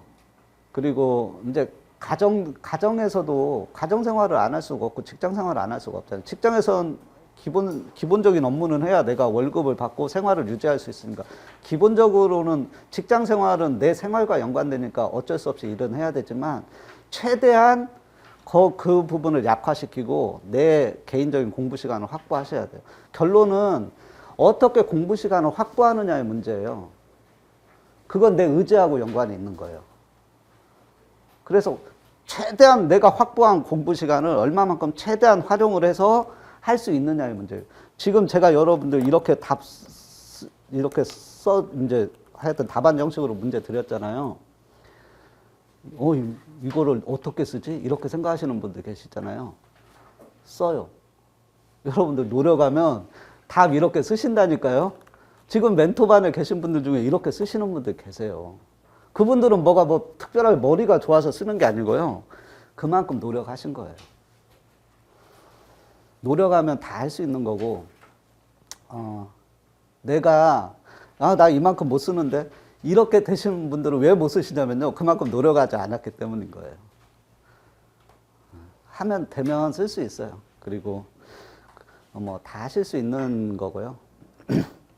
일단 간단히 소개 드렸으니까 이제 2교시로 넘어가겠습니다. 이제 2교시 문제. 초고층 지하연계 복합건축물. 초고층이라고 하는 게 몇 층부터가 초고층이에요? 40층 이상. 40층 이상은 초고층으로 봐요. 그러니까 이거는 뭐 제가 분류한 게 아니고요. 그 다음에 지하 연계 복합 건축물은 뭐예요? 여러분들 막 상가 많은 데들 있죠. 그러니까 연면적으로 걔는 5,000제곱미터 이상인가? 이 지하가 있고 5,000제곱미터 이상인가를 아마 복합 건축물, 지하형, 그러니까 하여튼 뭐 복합 건축물로 볼 거예요. 그 다음에 복합 건축물은 사람이 주거 시설은 아니에요. 아니, 그럴 수도 있겠구나. 밑에 상가 있고 위에 뭐 주상복합으로 돼 있는 거. 그런 거를 복합 건축물로 보죠. 이제 이런 쪽에서는, 초고층에서는 하여튼 재난이 일어나면 크게 나죠. 이제 그래서 재난관리를 위해 요구돼. 거기에는 뭐가 반드시 들어가게 돼 있냐면요. 종합방세시설이라는 거는 반드시 넣게 돼 있어요. 이제 그런 건축물에는 그거 하나만 이제 생각을 하고 저는 문제를 푼 거예요. 요 문제를. 제가 요 초고층이 뭔지도 모르고 지하 연계 복합 건축물 물론 찾아는 봤죠. 법은 있어요. 법은 있는데 제가 그 법을 가지고 문제를 푼 게 아니고요. 그냥 제 생각대로 푼 거예요. 이제 그거를 참조해서 그래서 이제 재난부터 재난 관리라고 하는 거는 그렇고 재난 관리는 필요하죠. 그래서 재난 관리를 위한 정보통신 시스템의 개념도는 제가 그냥 그렇게 그렸어요. 그냥 초고층 건축물 하나 그려놓고 지진, 화재, 침수 등이 일어날 수 있고 지진 뭐 그래서 지하 복합 시설 해서 하여튼 실시간으로 계측하고 이거를 분석해서 관리 통보할 수 있는 시스템으로 해야 되겠다고 해서 그렇게 제가 이제 그림을 찾아서 제가 제일 생각하는 그림이 요 그림이라서 넣은 거예요. 그래서 이제 재난 관리를 위한 정보통신 시스템의 중요성. 재난 관리를 예방하고 대비하기 위해서 재난 대응, 그 다음에 재난 평가 및 사후 대책하기 위해서 필요하다. 그 다음에 재난 거기 구축 범위는 뭐 여러 개 그렇게 제가 해놨고 이제 문제는 이제 그 3번의 나에 제가 그 문제를 푼 거예요, 사실. 이제 그래서 초고층 지하 연계 복합 건축물 재난 관리를 위한 정보통신 시스템의 역할. 그래서 재난 상황 감시를 위해서 감시하는 장비가 뭐가 있어요? 재난 CCTV가 일단 생각나죠. CCTV는 설치해야 되고요. 그 다음에 IoT 센서, 뭐 지진 같은 거를 아니면 화재나 아니면 뭐 다른 상황을 대비하기 위해서도 이제 우리가 IoT 네트워크, 사물 인터넷망을 구축하잖아요. 그래서 IoT 센서를 넣고요. 그 다음에 지능형 홈 네트워크 설비를 넣었어요. 그 다음에 재난 상황을 전파하기 위해서는 비상방송, 아까 나왔죠. 1번 문제로. 그 다음에 FM, DMB. 지하는 무조건 FM하고 DMB를 설치해야 돼요. 방송을 들을 수 있도록 해줘야 돼요. 이거는 초고층이나 초고층이 아니어도 해야 돼요. 그 다음에 이제 방송공동 수신 설비. 그러니까 우리가 FM이나 DMB로만 재난방송을 들을 수 있는 건 아니잖아요. 방송공동 수신 설비가 있어야 집안에서 TV나 이런 시설을 이용해서 재난 상황을 볼 수가 있으니까. 그 다음에 이동통신 군의 선로 설비. 이동통신 시설이 있어야 되죠. 그 다음에 이제 재난 상황을 대비하기 위해서 CCTV. CCTV는 재난이 발생했을 때 상황 감시를 하기 위해서도 필요하죠. 그 다음에 주차 관제. 그 다음에 출입 통제. 출입 통제는 왜 필요해요? 모든 문을 열어야 돼요. 재난 상황에서. 재난 상황인데 고장이 나서 안 열려. 이러면 골치 아프잖아요. 그러니까 재난 상황일 때는 모든 출입문을 우리 집 문 빼고 모든 출입문을 다 열도록 돼 있어요. 그 다음에 이제 주차 관제는 어떻게 해야 돼요? 통제해야 돼요. 주차 관제를 그러니까 왜 해야 되냐면 사람들이 도망갈 거 아니에요. 도망가려고 막 차 난리 날 거 아니에요. 그러니까 통제를 해줘야 돼요. 기본적인 방침은. 출입 통제는 기본적으로 오픈이고요. 주차 관제는 기본적으로 클로즈예요. 그 다음에 이제 재난 상황을 지휘하려면 종합방재실이 있어야죠. 방재실 같은 것들을 해야 되고요. 정보 시스템. 그러니까 서버나 이런 것들이 재난 방지실에 구축이 돼 있어야죠. 그래서 이제 초고층 지하 연계 복합 건축물 정보통신 이제 거기에 관하는 문제 푼 거고요. 이제 4번에 고려사항 넣은 거예요. 뭐 이거는 설계 때 반영이 사실은 돼야죠. 그래서 쭉 이제 뭐 난연성 사용할 거, 그 다음에 뭐 소방 방제 설비하고 연동할 거, 뭐 이런 내용들이 있어요. 그 다음에 이제 2교시까지 하고 잠깐 쉴게요. 2교시까지 하고. 그 다음에 이제, 여러분들이 4교시 마지막 문제가 설계 문제라서 그 문제를 꼭 듣고 가셔야 돼요. 중간에 가시면 안 돼요. 쉬는 시간이라고 도망가지 마시고요. 그 다음에 이제 암호화는 원래 평문이라고 하는 거는 그냥 우리가 그냥 일반 데이터, 누구나 읽을 수 있는 일반 데이터를 우리가 그냥 평문이라고 부르죠. 얘를 암호화 알고리즘을 이용해서 암호화를 하는 거고요. 그 암호문을 전송하는 거죠. 통신으로 전송을 하든 뭘로 전송하든 전송을 하는 거고, 수신 쪽에서 그 암호문을 받아서 복호화 키를 이용해서 다시 우리가 읽을 수 있는 데이터로 만드는 그런 과정으로 암호화는 이루어지죠. 그거를 1번에 가에 쓴 거고요. 암호화의 방식. 그러면 암호화는 어떤 게 있냐? 주로 이제 대칭키 암호화 방식하고 비대칭키 암호화 방식 두 가지가 있고요. 대칭키 암호화 방식은 암호화키하고 이제 송신 쪽에서는 암호화를 해서 보내고 수신 쪽에서는 역암호화를 하는데, 암호화키하고 복호화키가 똑같은 방식이 대칭키 암호화고 비대칭키는 다른 거예요. 주로 현재는 우리가 비대칭키 암호화 방식을 사용하고 있죠. 근데 사실은 어떤 게 더 좋을 것 같아요? 암호화키하고 복호화키가 같으면 나하고 상대방만 알고 있다라는 가정이 있으면 아무도 몰라. 그러면 이게 사실은 제일 좋은 방식인데, 왜 비대칭키 암호화를 많이 사용하냐면 두 사람만 알기 힘들다는 거죠. 누군가 이거를 탈취해가면 문제가 크다는 거예요. 누군가 딴 사람이 알면은 두 사람만 알고 있어야 되는데, 딴 사람이 탈취해가면 문제가 크고, 그 다음에 이 암호화키하고 복호화키를 어디에다 보관을 하잖아요. 그러니까 그 보관하는 키들이 너무 많은 거예요. 너무 많아. 그러니까 전 국민은 하나씩 다 가지고 있어야 되는 거잖아요. 그러니까 너무 많으니까 이 키 관리가 복잡해지는 거죠. 그래서 이제 비대칭키 암호화 방식을 도입을 한 거예요. 주로 이제 우리가 사용하는, 여러분들 공인인증서는 어떤 기반이에요? 비대칭키 암호화 기반이에요. 비대칭키 암호화 방식을 주로 사용한 그 기반에서 이루어진다고요. 그래서 이제 장점이나 단점이 나와 있어요. 근데 비대칭키는 대신 키 관리가 용이하고 다양한 응용을 할 수가 있죠. 근데 이제 구현이 어렵고 암호화 이제 속도가 좀 느려요. 이제 그런 단점이 있어요. 근데 이제 대칭키는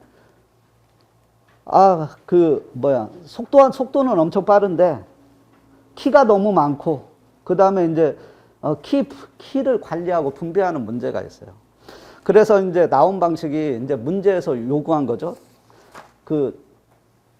대칭키 방식하고 비대칭키 암호화 방식을 비교하고 두 가지 방식을 결합하여 사용하는 정보 전송 보안 방법. 그래서 나온 게 하이브리드 암호화라고 하는 거를 사용해요. 하이브리드 암호화는 대칭키 암호화도 문제가 있잖아요. 키를 교환하면서 키값이 유출되는 문제가 있고, 키를 배분하면서 문제가 또 있을 수 있어요. 그 다음에 이제 비대칭키 암호화는 속도가 느려요. 이제 요 두 가지 방식을 이제 단점을 서로 좀 상쇄할 수 있는 방법이 없냐 해서 나온 게 이제 하이브리드 암호화 방식이에요. 거기 4번에 하이브리드 암호화의 개념도 및 사용례 보시면, 하이브리드 암호화를 어떻게 하는 거냐면요. 대칭키, 그러니까 이제 여기가 송신 쪽이면 송신자하고 수신자가 있단 말이에요. 얘가 데이터를 암호화할 거예요. 암호화를 뭘로 하냐? 대칭키로 하는 거예요. 암호화는 대칭키로 하는. 그러니까 암호화키하고 복호화키하고 똑같아야 돼요. 대칭키로 하고요. 암호화 키를 내가 여기서 생성을 해서 얘를 암호화해서 보냈단 말이에요. 그러면 수신자는 이 암호화 키를 안 가지고 있잖아요. 그러니까 보내줘야 될 거 아니에요. 키를. 근데 이 대칭키를 보내면 뭐가 문제가 있어요? 해커가 얘를 가져가면 문제가 발생하잖아요. 이 해커가 가져가서 이 데이터를 까보면 안 되잖아요. 그러니까 이 대칭키를 다시 한번 암호화를 해서 보내는 거예요. 이 키만. 그래서 그 키를 공개키로 암호화하는 거죠. 공개키. 이 키를 공개키로 암호화해서 보내는 거예요. 이렇게. 그러면 얘 수신자 쪽에서는 이 공개키 받은 키를 다시 복화해서 대칭키로 만든 다음에 이 대칭키로 까보는 요렇게 하이브리드를 사용해요. 그래서 요런 게 이제 우리가 이메일에서 이제 전자우편 등에서 PGP라는 우리가 전자우편의 PGP라는 프로토콜을 사용하고 있거든요. 거기에서 사용하고 있고 우리가 SSL, TLS 이것도 요런 방식으로 사용하고 있는 거예요. 사실 일상생활에 사용하고 있는 거예요. 이게 새로 나온 개념이 아니라. 그리고 우리가 여러분들 그거 있잖아요. 양자 암호 통신. 양자 암호 통신이 어떻게 하는 거예요? 이렇게 하는 거잖아요. 이 대칭키를 양자 채널을 이용해서 보내는 거잖아요. 여기에서 나온 개념이에요. 하이브리드 이쪽에서. 이 양자 채널로 보내면 해킹당할 위험성이 없다는 거잖아요. 대칭키로 해서 보내는데 이 양자 채널로 여기 양자 QKD라고 하죠. QKD. 양자 키를 생성하는 디바이스에서 양자 채널로 보내면 되는 거 아니냐. 그래서 이거는 해킹을 해갈 수가 없으니까. 이 개념이 똑같은 거예요, 사실은. 그래서 보시면 될 것 같고요. 그 다음에 이제 정보통신 설비의 기본 설계, 실시 설계, 수행 업무, 정보통신 설비 설계 변경이 발생되는 사유와 처리 방법, 기본 문제예요. 정보통신 설계의 정의를 했고요. 그 다음에 설계 방향, 이거 아주 기본적으로 우리가 그냥 쓰는 거잖아요. 설계 진행 절차, 기본 계획, 기본 설계, 실시 설계. 그 다음에 정보통신 설계 성과물, 기본 설계하고 실시 설계 성과물이 있고요. 그 다음에 정보통신 기본 설계와 이제 답을 써야죠. 실시 설계 수행 업무. 기본 설계하고 실시 설계하고요, 많이 다를 것 같죠. 수행 절차는, 수행 업무는 비슷비슷해요. 나오는 결과물들만 다른 거예요. 그래서 계약하고 착수하는 거예요. 왜냐하면 어차피 이것도 엔지니어링 업체가 설계해 주잖아요. 그러니까 발주처에서 요구한 대로 해주는 거니까 계약하고 착수, 업무 수행 계획을 당연히 제출해야 되고요. 그 다음에 착수보고회 같은 거 하죠. 그 다음에 이제 가장 먼저 하는 게요. 기술 기준, 설계 기준이 뭐냐. 우리가 뭐를 설계하고 있냐. 여기에 관련된 법령은 뭐가 있냐. 법령 다 찾아서 설계 개요. 그러니까 뭐를 설계하고 있고. 그 다음에 관계법령 찾아서. 그 다음에 발주처에서 요구하는 거는 뭐고. 과업지시서로 내려오죠. 그런 것들을 총괄해서 검토하는 단계가 있어요.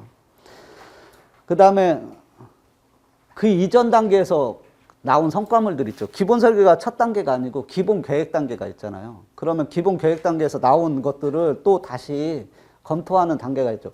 그래서 예비 타당성 조사나 기본 계획 같은 경우에 예비 타당성 조사나 기본 계획 성과물을 검토를 해야 되죠. 그 다음에 현장 가봐야 돼요. 현장 조사 및 자료 수집. 그 다음에 이제 기본 설계는 기본 방안.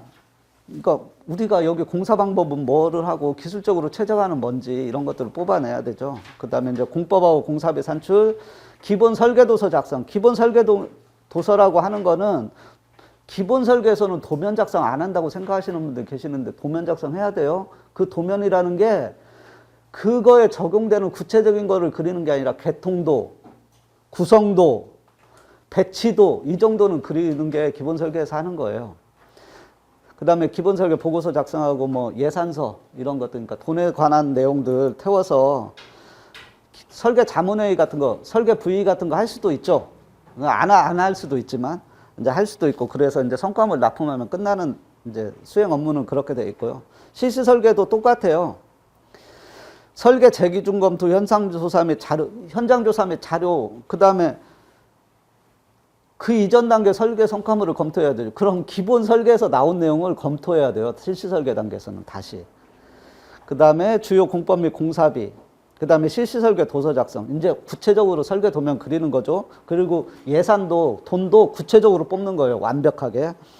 그 다음에 이제 부의 같은 거 하고 납품하면 되는 단계로 이루어졌죠. 그 다음에 이제 설계 변경이 발생되는 사유는 크게 두 가지예요. 다른 거 없고요. 설계 도서가 불완전해. 설계 도서는 실시 설계에서 이제 설계 도면이 나오는데 실시 설계에서 나온 설계 도면이 완벽하지가 않아요. 현장하고 안 맞을 수도 있고요. 도면 자체가 가지고 있는 오류도 있을 수 있죠.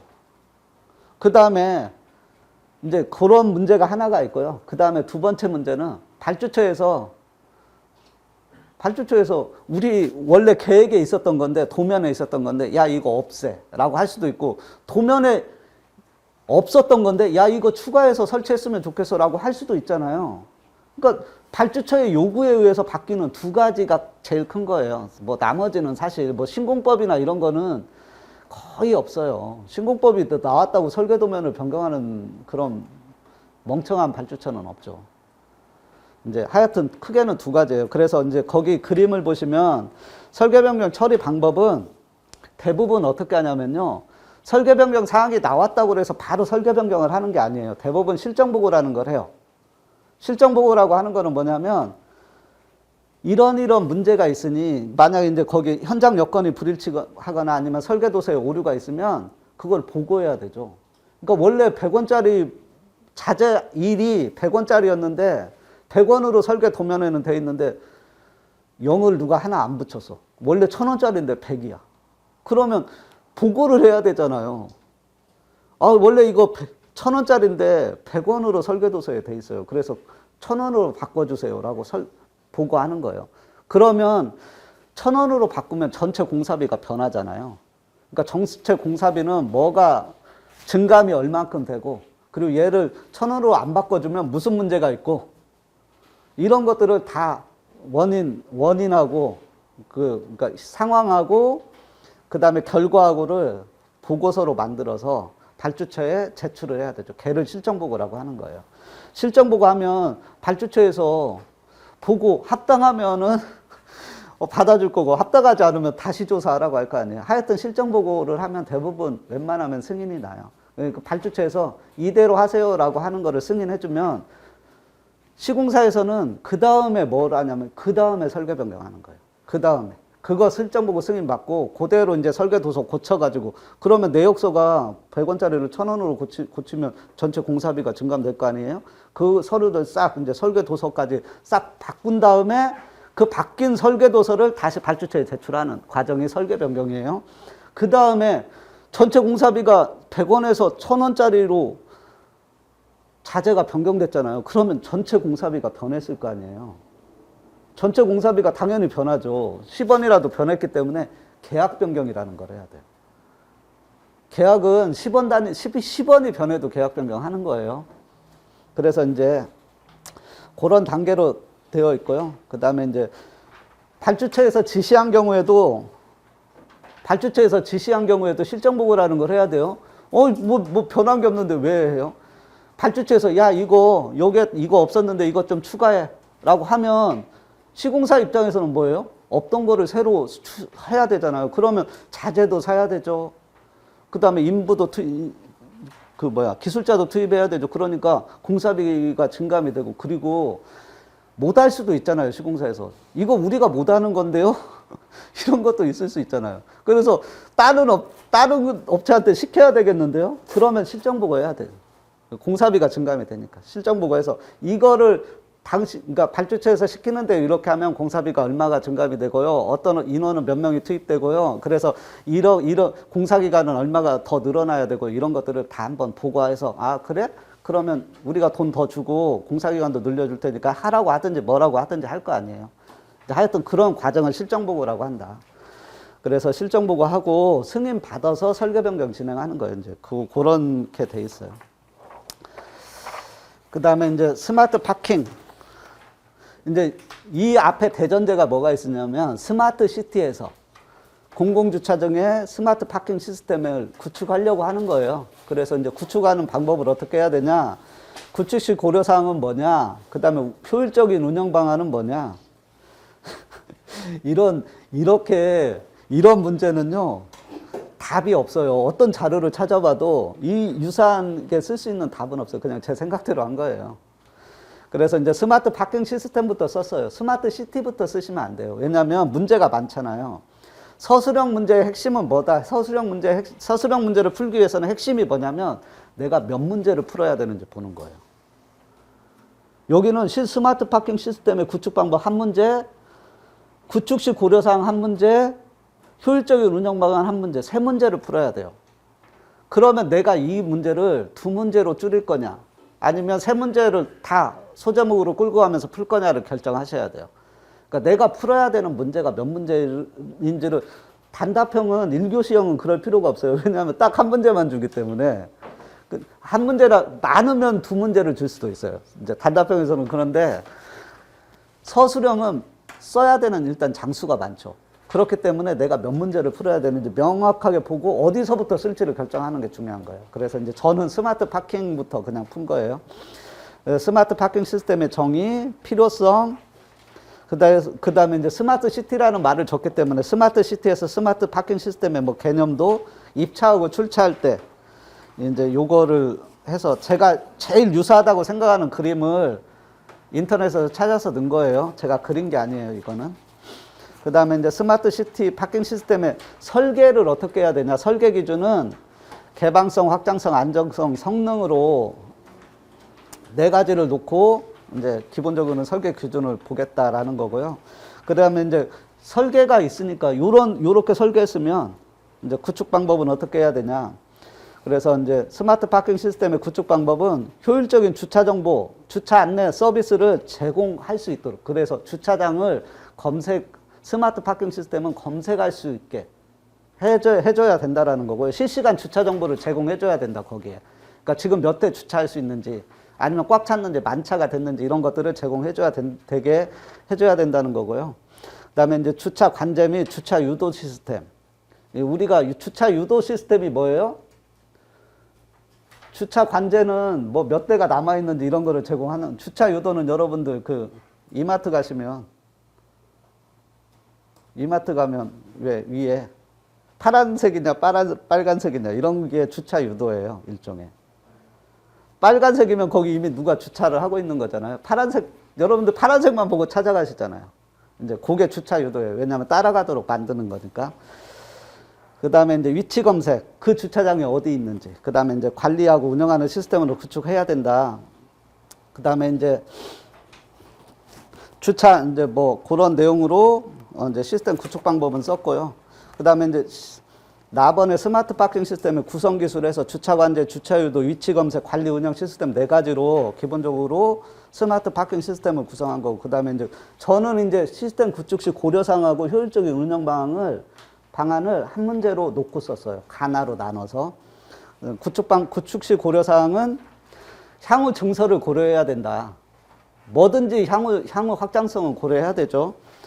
그 다음에 이제 후불 및 선불 정산이 가능하도록 구축해야 된다. 그 다음에 이제 사용자가 요구하는 요금제 및 뭐 할인 제도를 이제 삽입 뺄 수 있도록 구축해야 된다. 그 다음에 뭐 사전 무인 정상기 등을 장비 설계에 반영하고 확장성을 뭐 고려해야 된다. 그 다음에 방범 설비를 고려해야 된다.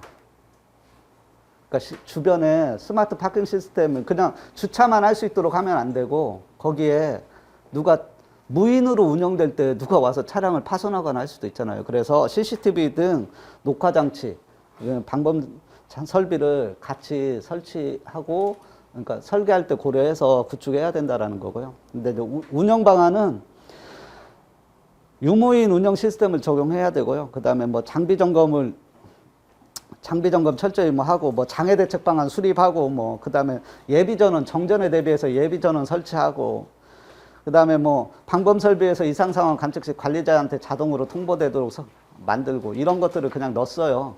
어디에 나와 있지 않아요, 이런 거는. 그냥 제가 생각해서 이거는. 그래서 안 맞을 수도 있죠, 답이. 약간 어긋날 수도 있지만 저는 제 생각대로 쓴 거예요. 네, 그래서. 그 다음에 이제 5번 문제.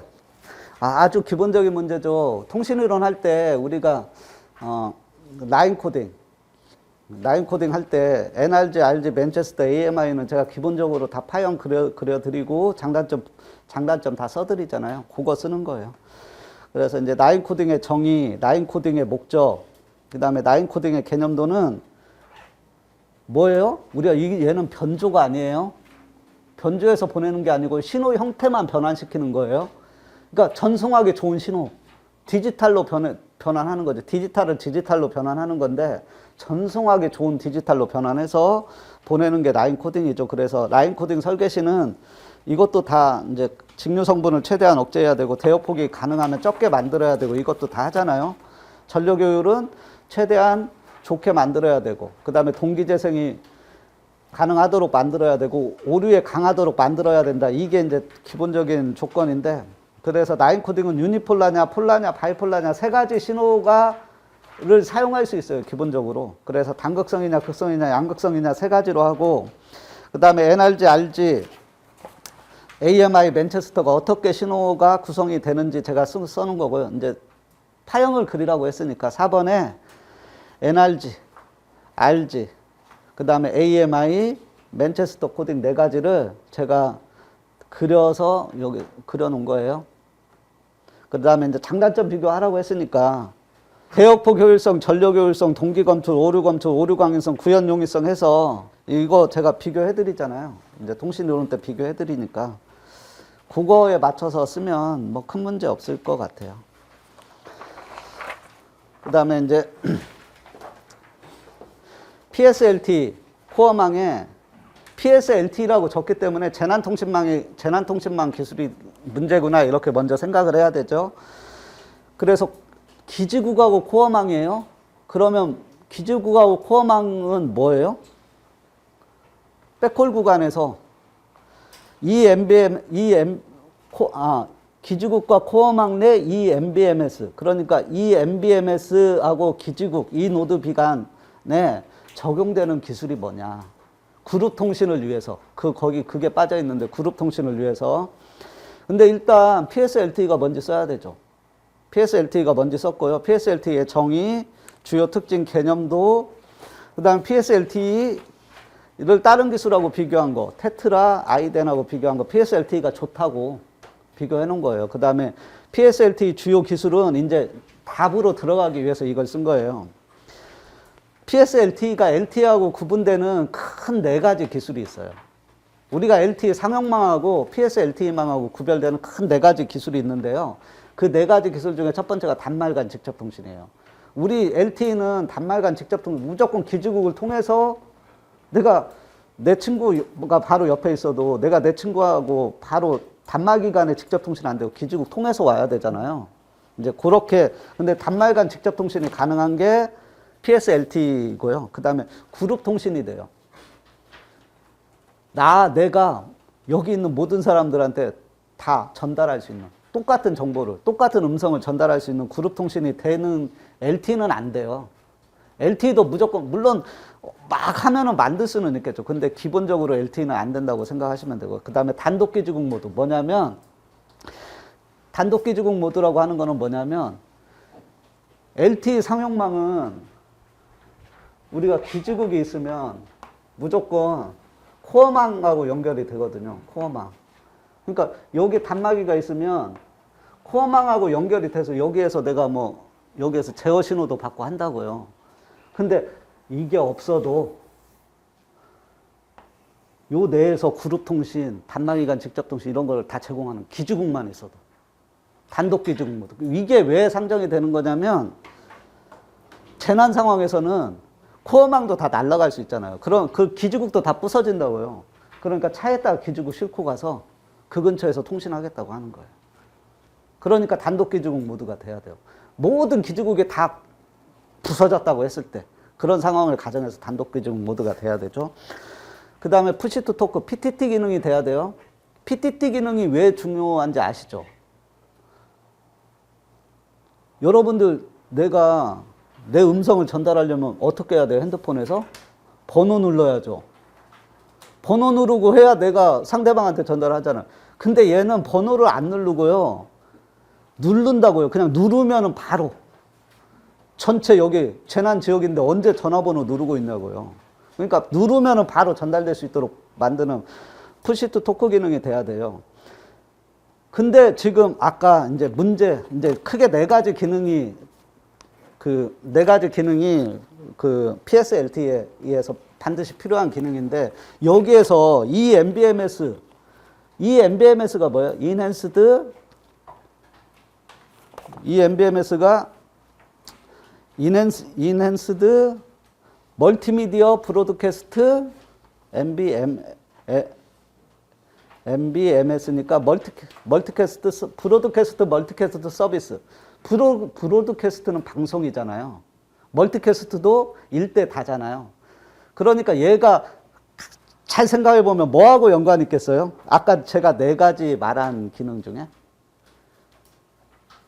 그룹 통신하고 연관이 있겠죠. 그룹 통신하고. 내가 이야기하는데 모든 사람한테 전달되는 거. 그러니까 그룹 통신을 물어본 거예요. 이 MBMS가 그 말 가지고도 내가 TS-LTE의 큰 4가지 기능 중에 뭐를 쓰라고 하는지 이미 나와 있는 거예요. 그래서 제가 거기 그룹 통신에 그룹 커뮤니케이션 시스템 이네이블러 해서 GCSE를 쓴 거예요.